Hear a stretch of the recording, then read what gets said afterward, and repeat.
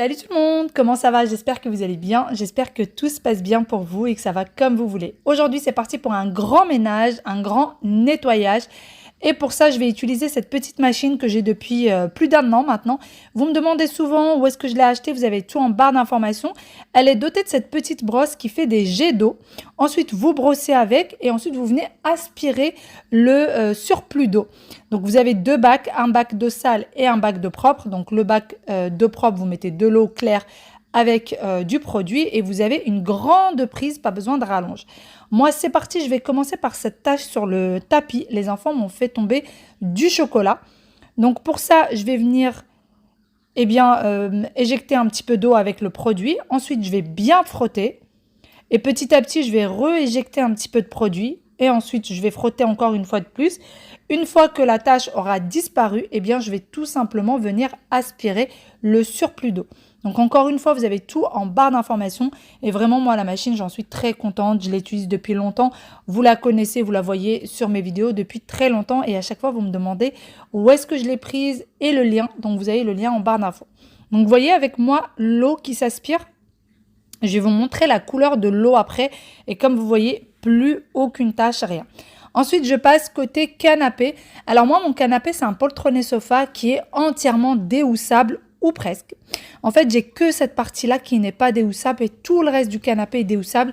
Alors franchement, je ne le savais pas avant de l'avoir pris et j'ai eu du coup cette mauvaise expérience de savoir que cette petite partie n'est pas déhoussable et donc je ne peux pas la mettre à la machine.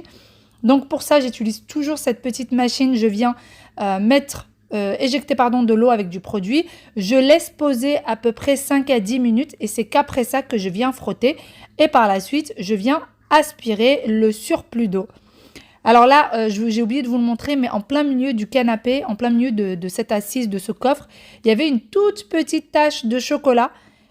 Et bien sûr, j'ai pas pu résister, il fallait absolument que je la retire et vraiment en essayant d'entretenir le canapé très très souvent. Pour le moment, il est encore comme neuf alors que ça fait plus de 2 ans que je l'ai. Et c'est la meilleure façon de garder vos meubles le plus longtemps possible, c'est de les entretenir très très régulièrement. Donc c'est parti, je vais aspirer l'eau. Quand vous voulez nettoyer, si jamais vous prenez cet appareil et que vous voulez nettoyer un endroit, ne faites pas juste un tout petit endroit pour éviter d'avoir des auréoles. Il faut vraiment faire la partie entière. Donc là, moi, j'ai fait vraiment toute cette assise pour éviter toute auréole. Sinon, je risque d'avoir des auréoles malheureusement. Donc moi, je continue à bien aspirer. Je vais éteindre et ensuite, je vais me préparer pour attaquer les chaises. Alors, j'ai des chaises en velours, les chaises de salle à manger et de salon. Et regardez-moi toutes les tâches. Alors, j'ai des enfants, même si nous, adultes, on fait aussi des tâches. Mais c'est vrai que les enfants en font beaucoup plus. Vous voyez avec moi? Alors, on les voit très, très peu, les tâches. On a l'impression que c'est juste un reflet, mais non, c'est bien des tâches. Et donc, c'est parti. Je vais du coup éjecter l'eau, encore une fois. Je laisse poser un tout petit peu. Donc, moi, j'ai laissé poser, mais ça aurait fait trop long au montage. C'est pour ça que je ne voulais pas montrer. J'ai laissé poser 5-10 minutes et c'est qu'après ça que je suis venue frotter. Donc, vous voyez quand ça éjecte de l'eau, ce que ça donne? Je ne sais pas si vous voyez sur le bas de la chaise, mais il y a une énorme tache. Et donc, je vais faire comme ceci pour toutes les chaises. Je vais tous les frotter, les nettoyer, les aspirer. Et alors, j'ai fait ça très tôt le matin pour que, à l'arrivée des enfants et à l'arrivée de toute la petite famille, ce soit nickel. Alors, même si ça aspire l'eau, je vous conseille de le faire à un moment où il n'y a personne à la maison. Comme ça laisse quand même le temps de prendre un petit peu l'air avant que qui que ce soit s'assoie dessus. Donc, ça y est, j'ai éjecté l'eau, j'ai frotté, je viens aspirer le surplus d'eau.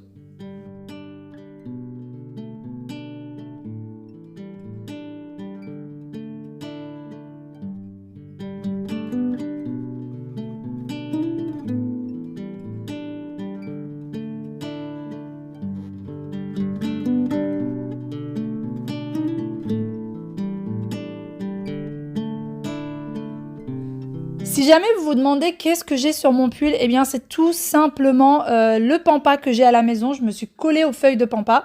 Donc c'est des fleurs séchées pour ceux qui ne connaissent pas le pampas. Et du coup, ça m'a collé dessus et je m'en étais pas rendu compte. Je le vois comme vous en vidéo. Et d'ailleurs, les pampas, j'ai essayé. Alors, on dit qu'il faut mettre de la laque. J'en ai mis toute une bouteille de laque jusqu'à ce qu'on puisse plus respirer à cause de l'odeur de la laque. Et rien à faire. Ça ne veut pas coller correctement. D'ailleurs, ces pampas-là, il y en a que j'ai acheté, qu'on m'a offert, pardon, qui viennent de chez le fleuriste, et d'autres que j'ai tout simplement pris dans la nature. Et voici d'ailleurs pour ce qui est de la chaise, elle est nickel, plus aucune trace. L'arrière, c'est pareil, donc il y a un petit peu les traces de la brosse. Et ensuite, regardez-moi l'eau. Alors là, j'ai fini de faire qu'une partie des chaises. Regardez la couleur de l'eau. Et les petites boloches aussi qui sont parties avec l'eau sale. Vraiment, ça nettoie très très bien. Encore une fois, vous avez tout en barre d'informations. Et ensuite, je vais continuer mon nettoyage. Donc, j'ai fini les chaises, etc. Et là, je suis passée au four que j'ai allumé à 180 degrés pendant à peu près 2 à 3 minutes. Une fois que ça a chauffé, je suis venue mettre ce produit. Alors, je pensais faire un petit nettoyage très vite fait. C'est pour ça que je n'ai pas pris d'autres produits que j'ai à la maison et qui sont beaucoup plus forts pour nettoyer. J'ai pris juste celui-ci qui vient du commerce. Donc, je viens le mettre comme ceci et ensuite, je laisse poser à peu près 30 minutes. Alors, sur la bouteille, il y a écrit 10 minutes. Pour ma part, je le laisse toujours poser bien plus. Et alors, vous voyez, comme je l'ai mis sur la porte, après, je me suis rendu compte que ça avait coulé entre les vitres. Puisque, comme vous le savez, sur les portes de four, on a en général 2 à 3 à 4 couches de vitres différentes. Et du coup, là, ça avait coulé partout. Donc, une demi-heure plus tard, je suis revenue, j'ai enlevé les plaques qui étaient à l'intérieur et je vais venir commencer à nettoyer. Donc, vous allez voir avec moi tout ce qui va ressortir du four et finalement, je vais me retrouver à faire un grand nettoyage de ce four. D'ailleurs, ne me demandez pas d'où est-ce qu'il vient, ça fait plus de 10 ans que je l'ai. Vous avez vu comment le torchon était noir de saleté? Pour ce qui est de l'intérieur, dessous, il faut bien frotter puisque j'avais des petites choses qui avaient coulé à l'intérieur. Et comme je vous disais, ce four-là a plus de 10 ans de vie, donc je pourrais malheureusement pas vous dire d'où est-ce qu'il vient. Pour ce qui est de la marque, c'est un Whirlpool. Et vraiment, moi, j'aime beaucoup la marque Whirlpool. Je trouve que c'est une très bonne marque pour tout ce qui est tout ce qui concerne la cuisine, pardon. Le frigidaire et le congélateur qui sont à droite et à gauche du four sont également de chez Whirlpool. J'en profite pour vous répondre puisque vous me posez souvent la question. Et ensuite, pour la vitre, vous voyez, je frotte bien. La couleur est bien marron, elle avait bien besoin d'être nettoyée. Alors, je vous avoue que si j'avais utilisé des produits un peu plus forts, j'aurais eu moins besoin de frotter. Et comme je vous disais, ça a coulé, donc ça a coulé même dans le tiroir. Donc, je vais venir dévisser. Alors moi, je le fais quand même, je vais dire régulièrement, pas vraiment. Je le fais à peu près tous les 3-4 mois. Je viens retirer toutes les vitres pour bien nettoyer à l'intérieur. J'aime pas du tout quand ça fait des coulures à l'intérieur des vitres. Je trouve que ça fait vraiment pas très propre. Donc, je retire les petites vis. Je retire les plaques de vitre une à une. Vous voyez, ça a bien coulé à l'intérieur. Et je vais venir tout simplement les nettoyer.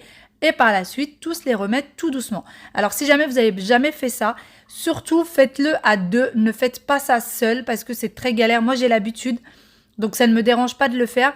Mais si vous n'avez pas l'habitude, faites-le à deux parce que la porte, une fois que vous avez retiré toutes les vitres, elle ne tient plus. Vous voyez, je suis obligée de la tenir ouverte. Et sinon, elle ne tiendrait plus. Et si jamais je viens à fermer la porte du four, eh bien, la dernière plaque en vitre risquerait de se casser.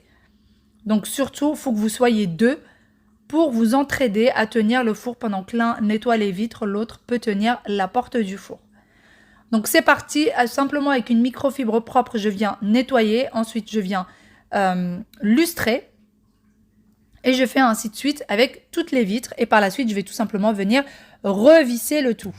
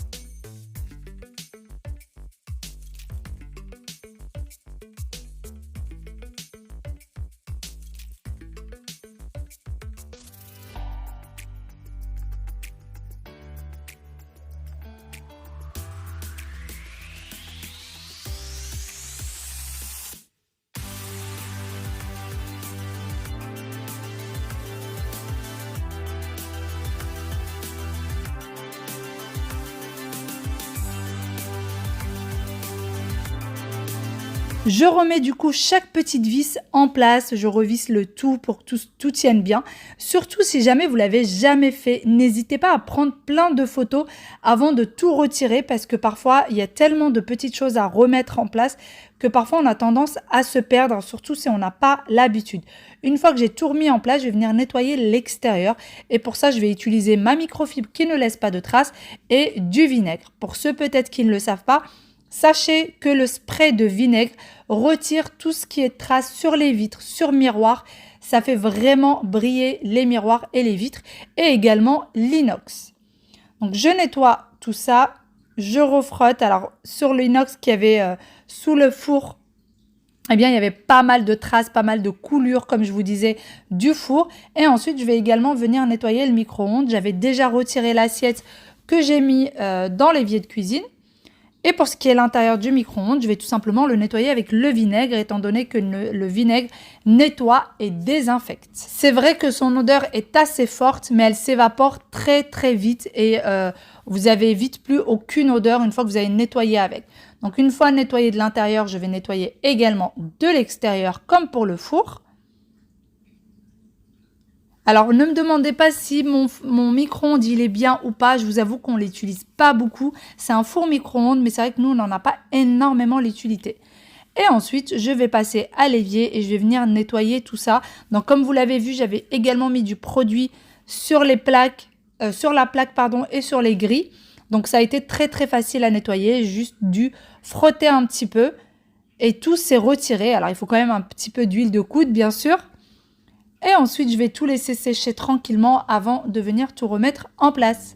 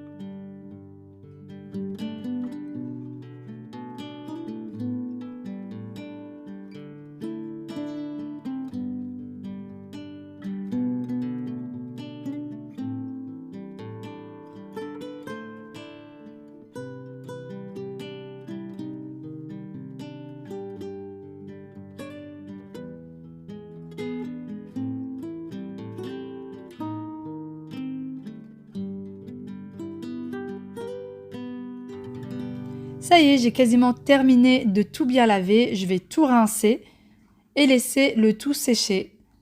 Je vais également nettoyer mon évier, étant donné qu'il y avait déjà du produit sur les plaques et ça en a mis un petit peu partout sur l'évier. Ça l'a plutôt bien nettoyé, donc j'ai pas eu besoin de rajouter du produit pour pouvoir le nettoyer.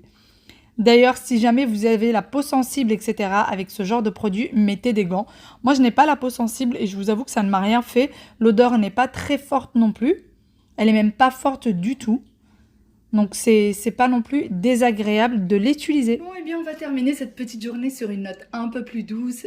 On va préparer ensemble un gâteau pour le goûter. Alors, comme vous le savez, je prépare très souvent des gâteaux pour le goûter. Maintenant, j'essaie d'acheter de moins en moins de gâteaux du commerce et j'essaie vraiment de préparer des gâteaux qui sont très faciles à faire et qu'en général, les enfants aiment beaucoup. Donc c'est parti, là ça sera une recette du Thermomix mais que je ne vais absolument pas faire avec, je vais le faire tout simplement avec mon petit fouet et un récipient tout simplement.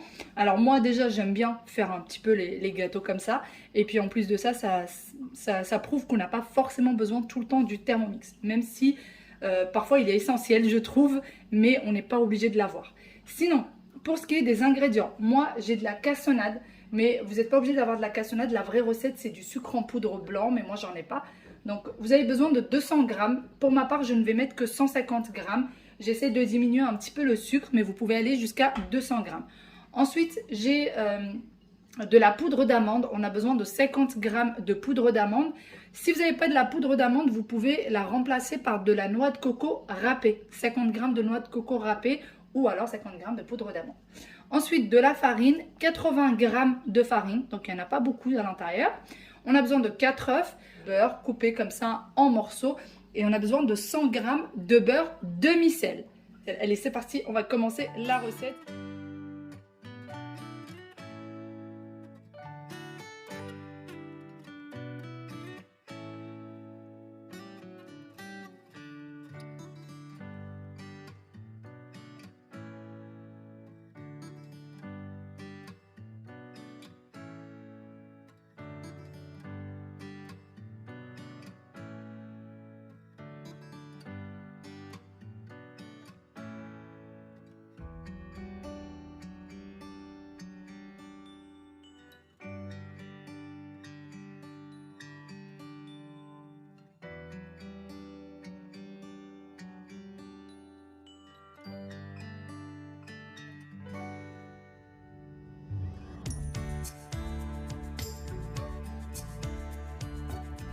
Pour ce qui est de la cuisson, c'est parti pour le four à 180 degrés pendant 35 minutes.